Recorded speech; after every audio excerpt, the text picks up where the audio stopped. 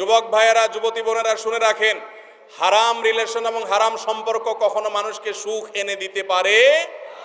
এইসব সম্পর্কগুলো ভালো থাকে না। আমি একটা কথা প্রায় বলি ভাই, অবৈধ এবং প্রেম ভালোবাসা, তথাকথিত বিবাহ বহির্ভূত প্রেম ভালোবাসার শিক্ষক কারা? নাটক সিনেমার যারা অভিনয় করে, অ্যাক্টর টেক্টর আছে এরা, তাই না?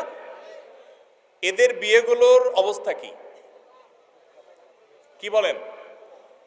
চায়না মালও এর চাইতে বেশি টিকে, ঠিক না বেঠিক? চায়না মালও আর একটু বেশি লাস্টিং করে, এদের বিয়ে তদ্দুরও লাস্টিং। তাহলে কার পিছনে ঘুরতেছেন আপনি?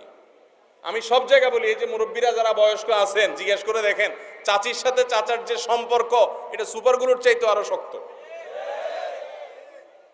চাচা চাচির ছাড়া, চাচি চাচার ছাড়া বাঁচে না।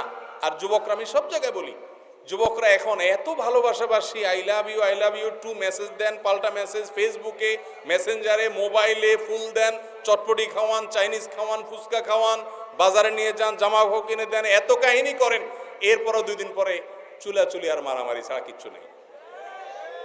কারণ অবৈধ সম্পর্কে কখনো হারামে আরাম হতে পারে।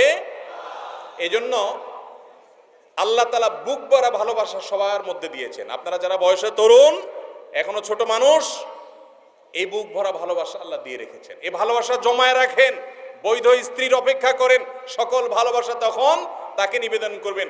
আর আগে ভাগে যদি ইটিস পিটিস করে 2 নম্বরই পথে ভালোবাসা আদান প্রদান করেন, তাহলে ভালোবাসা ওই জায়গা মতো গেলে ঘাটতি পড়ব। কথা কি বুঝাতে পারছি?